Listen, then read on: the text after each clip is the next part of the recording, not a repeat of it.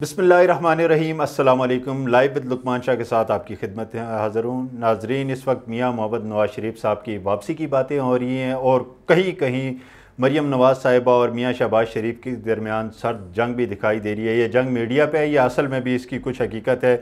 ऐसी ही बहुत सी कहानियाँ आज हम जानेंगे। हमारे साथ सीनियर सहाफ़ी और पाकिस्तान मुस्लिम लीग नून पे जिनकी बहुत बड़ी गिरफ्त है सहाफ़ती दुनिया में, इन्हें सहाफ़ती इंसाइक्लोपीडिया भी कहा जा सकता है, जनाब हाजी नवाज़ रज़ा साहब हमारे साथ मौजूद हैं। अस्सलाम वालेकुम हाजी साहब। जी हाजी साहब, नून लीग में एक बात चल पड़ी है मियाँ शहबाज शरीफ की वज़ीर आज़म बनने की, और इसके अलावा मरियम बीबी का भी एक हल्का वज़ीर आज़म उन्हें देखना चाहता है। तो ये सर जंग कहाँ तक जाएगी सर?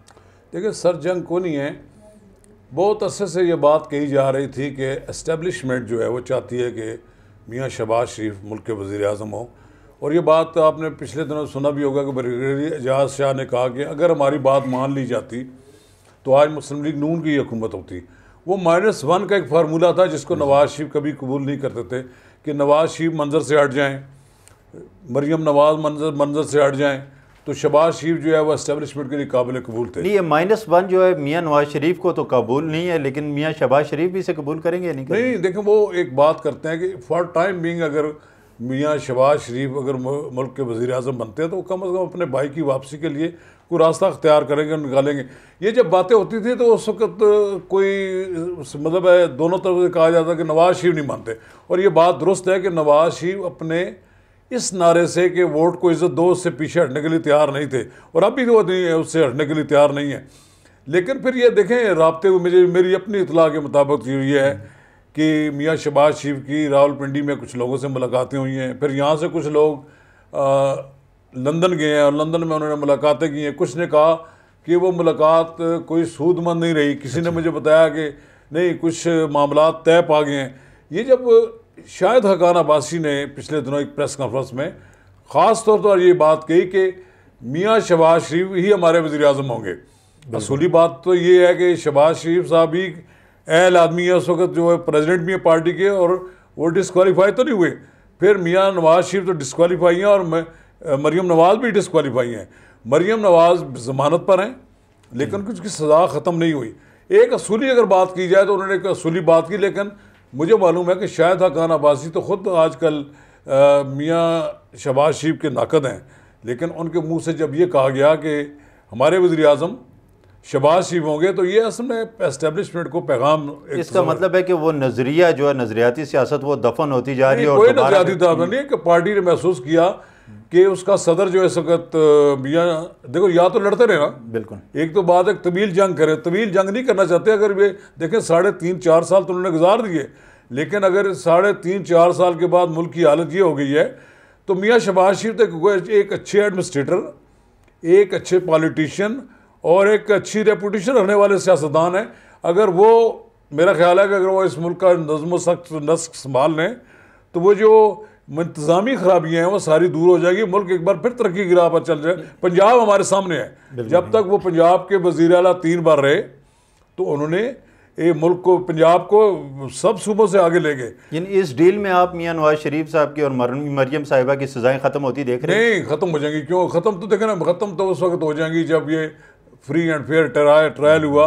और अगर वो दूसरी वीडियो भी आ गई जिसके बारे में कहा जाता है बार बार, उसमें बहुत से और भी हक़ाइक़ हैं। ये जिस तरह सज़ा दी गई है वो तो अरशद मलिक मरहूम आपने बता गए अपनी ज़िंदगी में, और उनके पास वो जो कुछ उन्होंने कहा आपके सामने, ये 2 राना शमीम है आपके सामने, वो जो उसने हमारे दोस्त हैं जो इस वक्त बैठे हुए हैं अमेरिका में, उनकी जो थी कि उन्होंने जो चीफ जस्टिस निसार की जो मतलब उन्होंने जो उन्होंने बताई है कि ये ऑडियो है, ये सारी चीज़ें नज़र आती हैं कि वो सज़ाएँ जिस तरीके से दी गई थी, कोई नवाज़ शरीफ के ख़िलाफ़ कोई सबूत नहीं था। मुझे मालूम है कि मियाँ नवाज़ शरीफ को चौधरी निसार अली खान ने कहा कि आप इंडेमनिटी लें, आप प्राइम मिनिस्टर मुल्क के हैं, आप इंडेमनिटी लें, लेकिन उन्होंने कहा मैं इंडेमनिटी नहीं लूँगा, मेरे खिलाफ़ चीज़ क्या है। जब उनके खिलाफ कुछ नहीं निकला फिर उन्होंने कहा जी चले आपके खिलाफ ये जो एक निकला है जनाब, कामे के पैसे आप लेते हैं, तनख्वाह लेते हैं। इसी तरह नवाज़ शरीफ को यकीन था कि मेरे खिलाफ अगर फ्री एंड फेयर ट्रायल होता तो मुझे कोई सज़ा नहीं होगी, लेकिन जिस तरह उनको सज़ा दिलवाई गई है वो जस्टिस शौकत सिद्दीकी की भी आपको अच्छा चले, आपने अभी चौधरी निसार साहब का जिक्र किया, तो चौधरी निसार साहब ने अपने पाँव पे सियासी कुल्हाड़ा खुद मारा है या किसी साजिश का शिकार हुए, क्या हुआ है? उनका मुस्तकबिल आप क्या देख रहे हैं? देखें, मुस्तकबिल भी किसी का कोई तारीख नहीं होता। ठीक, पॉलिटिशियन हर वक्त किसी उम्मीद में होता है। मियाँ नवाज शरीफ और चौधरी निसार अली खान के दरमियान 34 साल की दोस्ती है।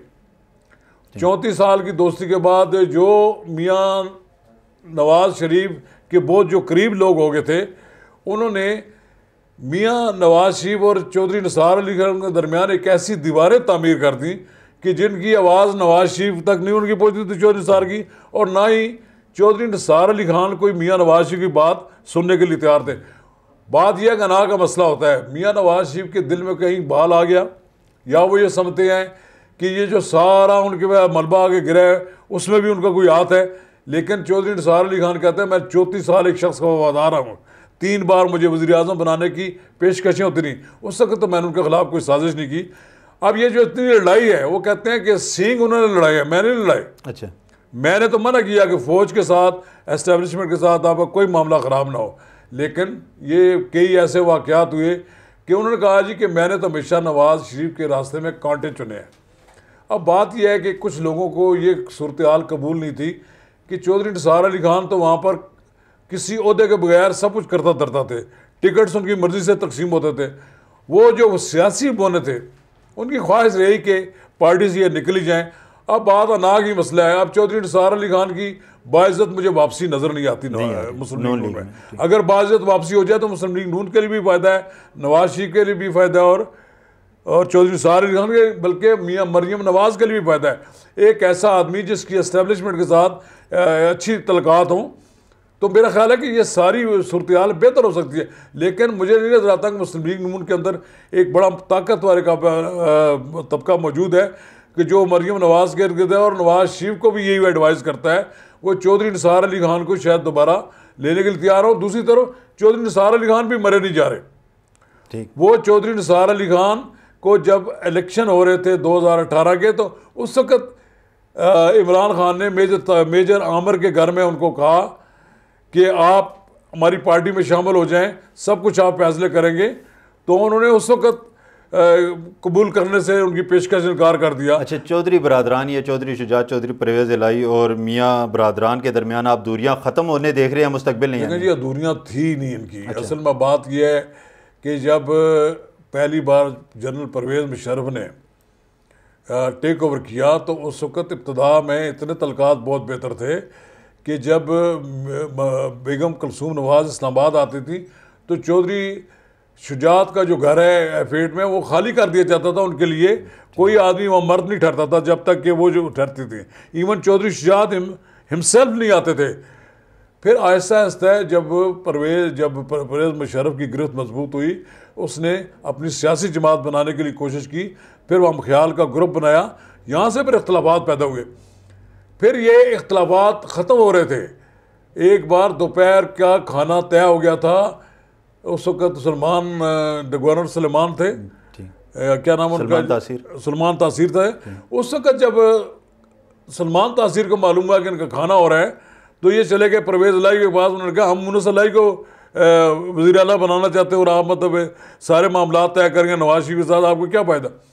तो अगले दिन जब उनको मालूम हुआ कि इनके साथ इधर भी राब्ते हैं, तो उन्होंने खाना मनसूख कर दिया। फिर जो खलीज बढ़ती गई, फिर चौधरियों ने भी अपनी सारी एनर्जी जितनी थी वो मियाँ नवाज शरीफ के ख़िलाफ़ इस्तेमाल की। फिर इन्होंने भी उनके ख़िलाफ़ की।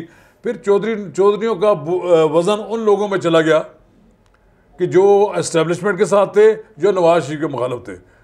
तो चौधरियों के लिए आज अगर मैं समझूंगा, आज अगर चौधरियों को मालूम हो जाए कि हमें पंजाब की वजारत आला वो पेश कर रहे हैं, तो सारा आप देखें कि मंजर ही बदल जाएगा। अच्छा, लॉन्ग मार्च तक पीटीआई की हुकूमत रहेगी या उससे पहले ही कोई बाजी पलट जाएगी? देखें, ये सियासत में 2 जमा 2 तो नहीं होते। कभी ये नहीं होता कि आप जो सोच रहे हैं वही हो जाए। आप देखें कि पिछली बार जब मौलाना फजल रहमान आए तो यही लगता था कि वो ले बैठेंगे इस हुकूमत को, लेकिन उस वक्त भी एस्टेब्लिशमेंट के लोगों ने उनको राज़ी करके वापस भेज दिया। ये मार्च में जो कहा जाता है, मुझे किसी अभी जो पंजाब कौमी असम्बली के एक साबिक रुकन है जिनका तल्लुक़ मुस्लिम लीग नून से और मियाँ शहबाज शरीफ के बहुत करीबी होते हैं, उन्होंने बड़े धड़ल्ले से अपने छाती पे हाथ रख के कहा कि ये मार्च तक हुकूमत नहीं रहेगी। तो पूछने वाले ने पूछा कि आप बताएं कि किस तरह हुकूमत नहीं रहेगी। उसने कहा ये मुझसे मत ना पूछें कि किस तरह नहीं रहेगी। 2-3 ऑप्शन है।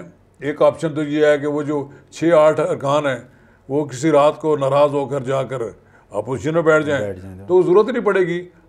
अगले दिन पता लगे कि तहरीक में तो बाद इनको फाइल कर दी इन्होंने, ये फारग हो गए।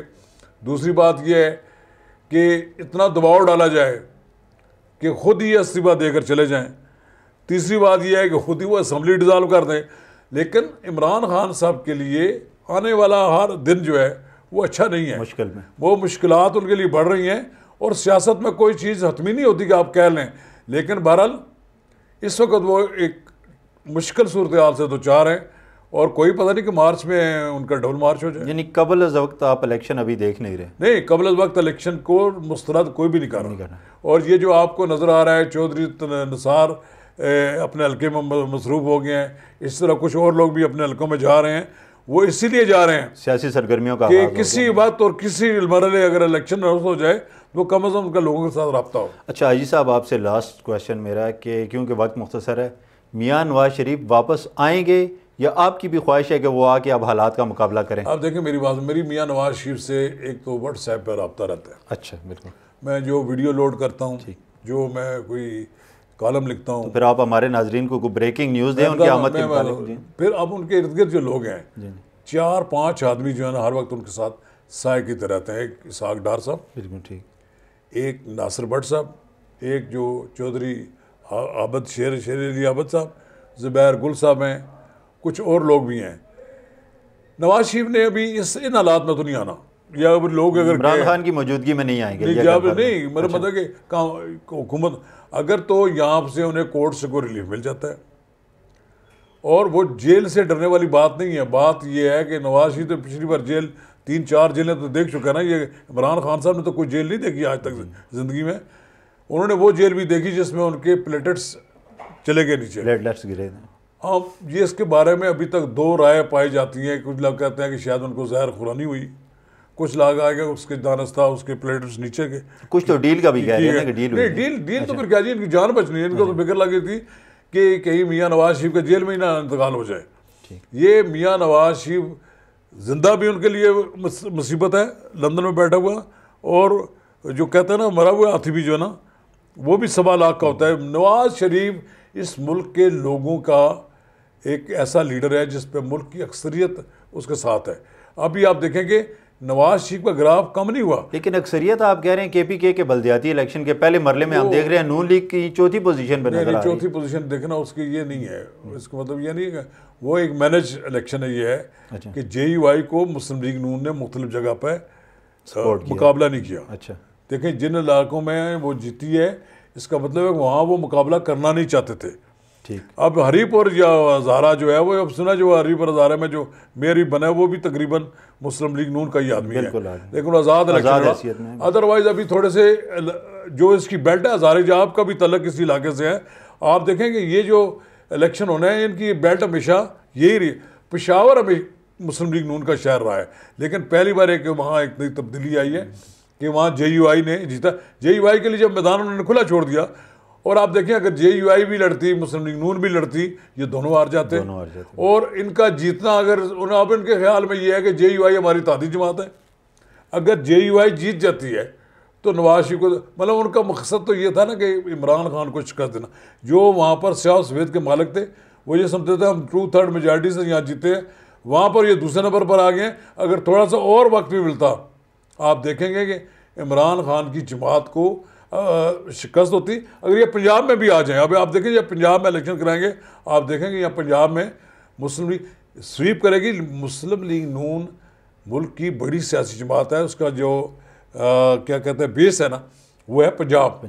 लेकिन दूसरी जगह पर आपने कहा जो मेयर के इलेक्शन में फलां जगह हज़ारे के अंदर अगर इलेक्शन जब हुए तो आप मुस्लिम लीग नून के लोग जीतेंगे। वहाँ वैसे उनके दरमियान आपस में थोड़ी बहुत वहाँ तलखियाँ मौजूद हैं। अगर वो ना करें, अगर सरदार महताब को अगर वो लोग अपना लीडर बना के चलें तो मेरा ख्याल ये है कि वो सारे टारगेट्स ले लेंगे। शुक्रिया हाजी साहब, आपने वक्त दिया। हमें नाजरीन, तो आपने आजिज़ साहब की बातें आज सुनी। आपको नून लीग की अंदरूनी सियासत और तमाम माहौल का बखूबी अंदाज़ा हो गया होगा। अगले प्रोग्राम तक के लिए इजाज़त दीजिए। अल्लाह हाफ़िज़। शुक्रिया।